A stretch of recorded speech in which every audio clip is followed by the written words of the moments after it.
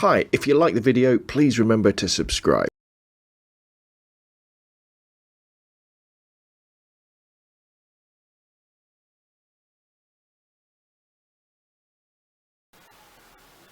Hi, I'm Rob from robnonphoto.com, and in this little video we're going to be reviewing the Roku 2 XS, which is a smart little streaming device that will turn your old TV, whether it be a old cathode ray tube or a plasma or an LCD, any sort of television, into a smart TV where you can watch content that's delivered via the internet. Now, I picked this one up from our local car boot sale, very lucky, for about £15.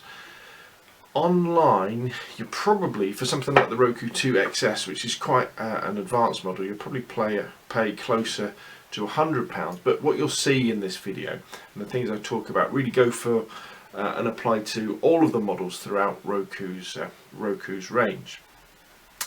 So it's best really to think about this little puck-shaped device as basically a little computer, a little streaming computer.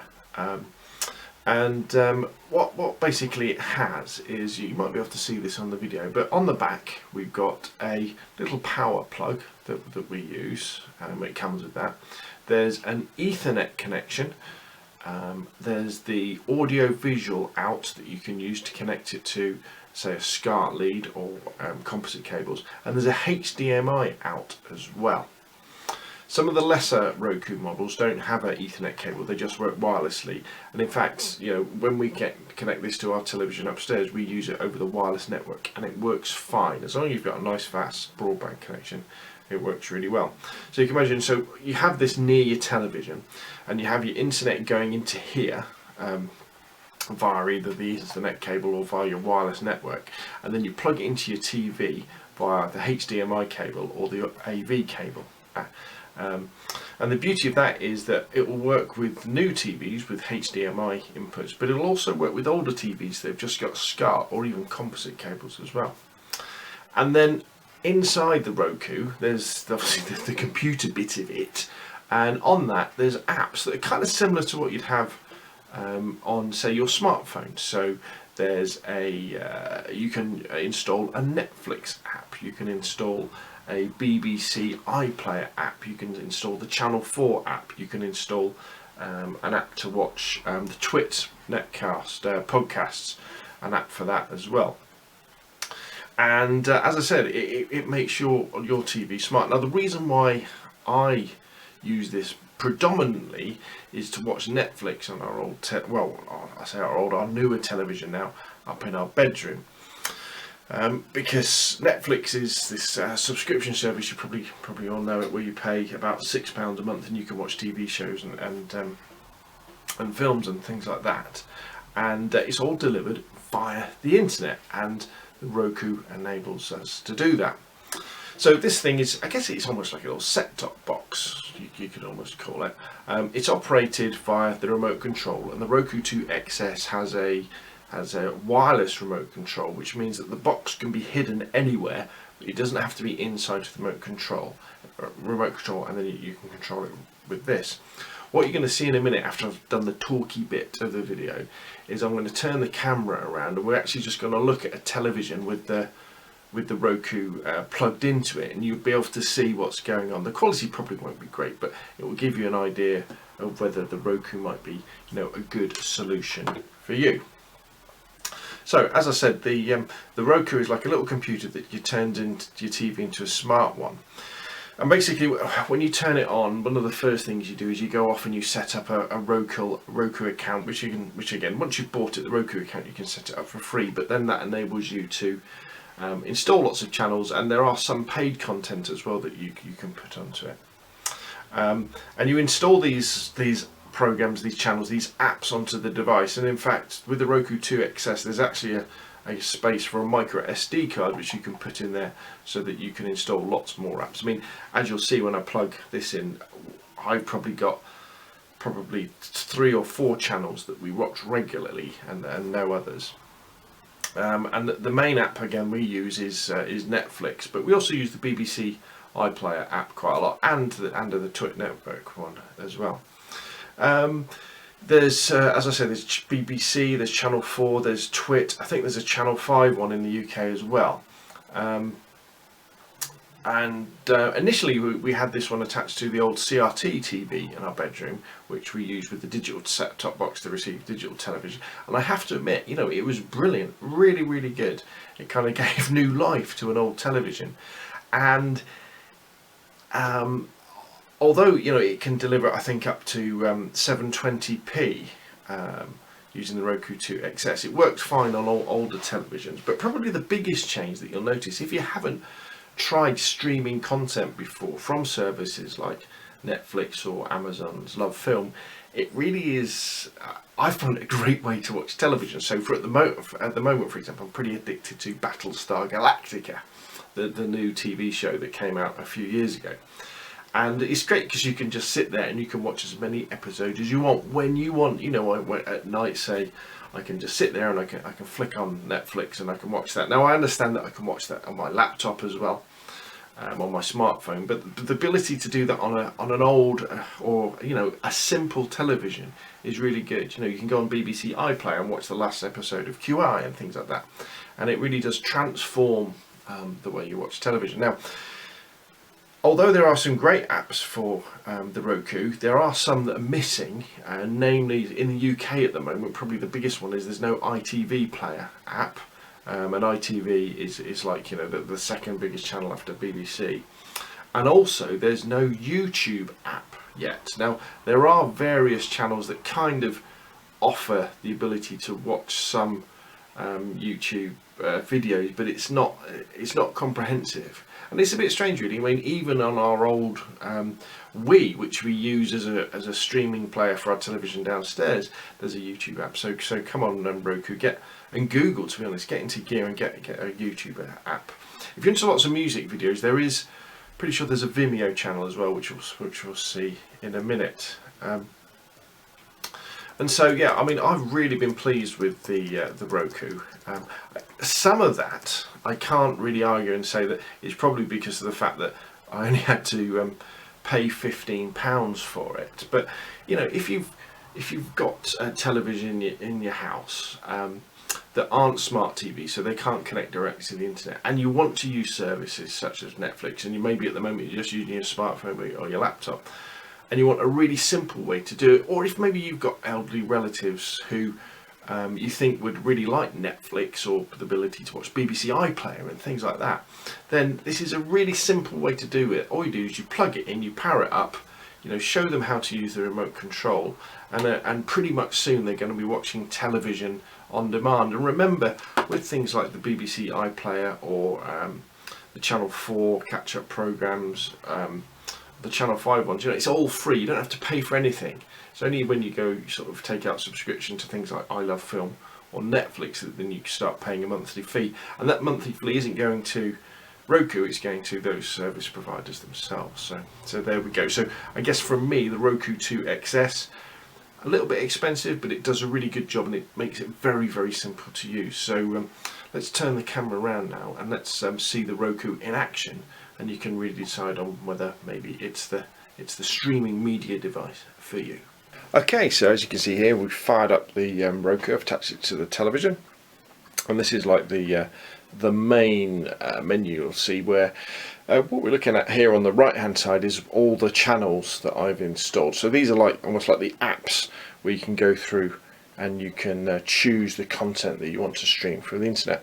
What you can see on the right hand side of the screen is paid content, which pops up, and this is in the UK. Again, you can go to Sky and buy things to watch on Sky Now, which is a great on-demand service as well.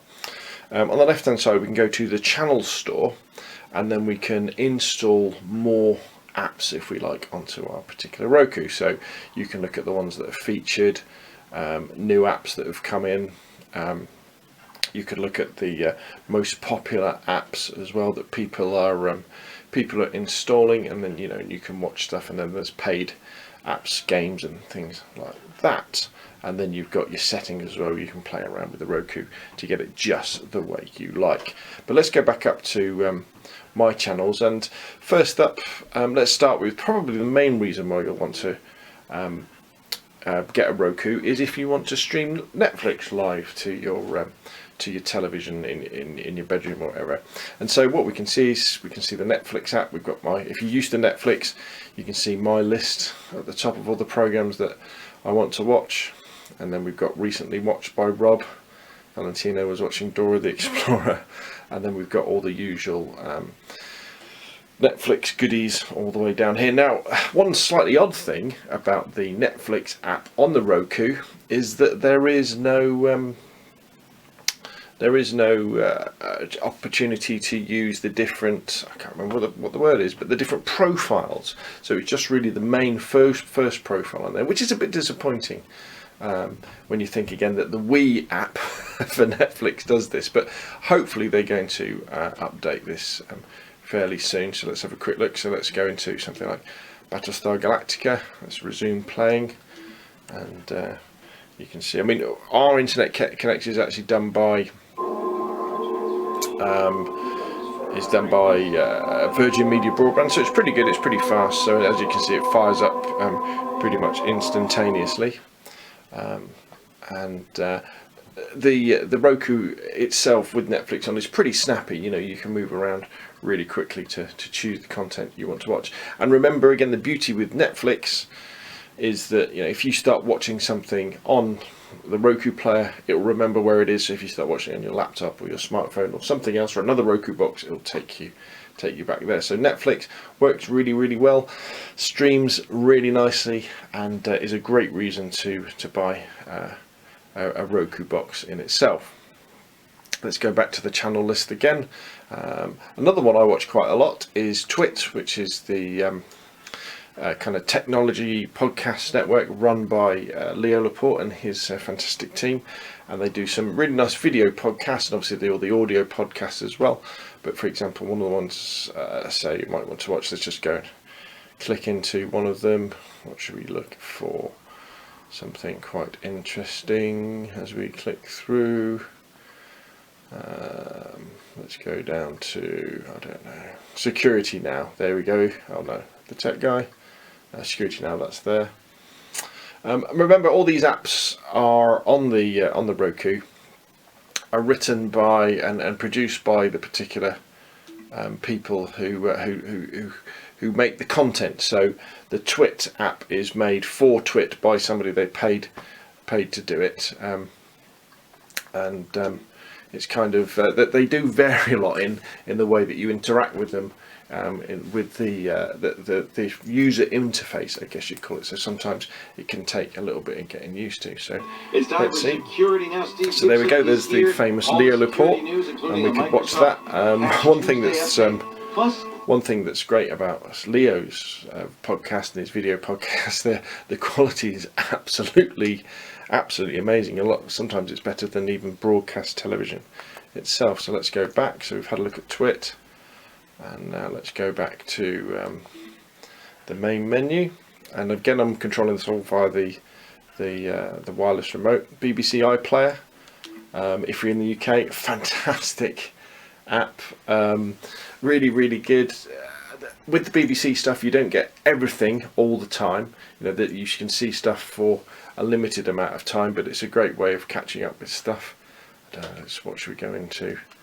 Live at the Apollo. Let's see how fast it fires up.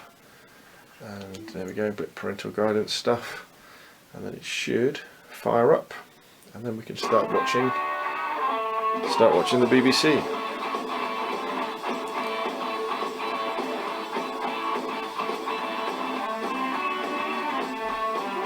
Brilliant.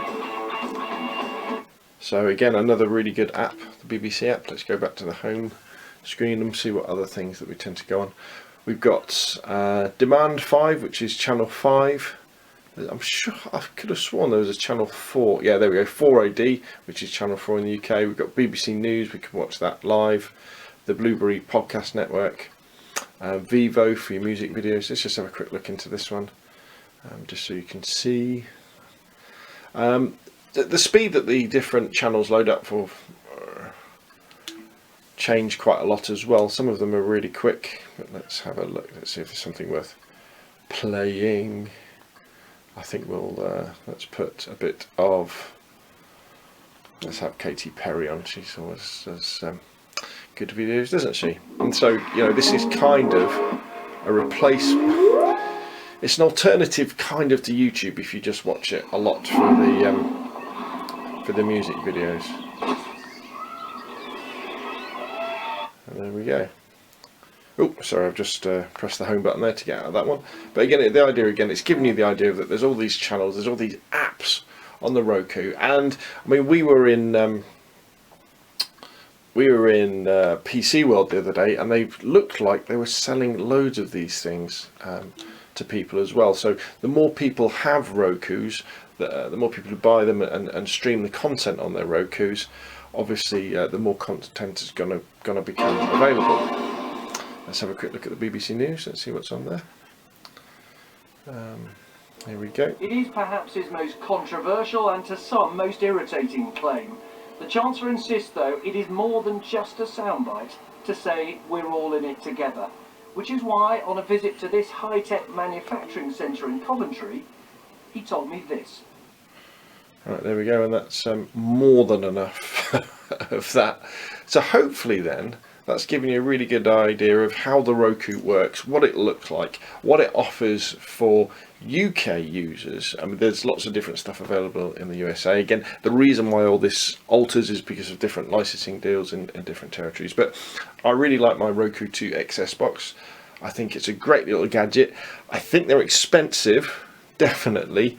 But if you can pick one up for a bargain, I'd say go for it. You won't look back. And if you haven't really tried out TV on demand before, it'll transform the way you watch your favourite TV programmes. Okay, that's it from me. My name's Rob from robnunphoto.com. Remember, you can always drop me an email, scalespeeder@gmail.com, or just go and check it out on the blog. Thanks for watching.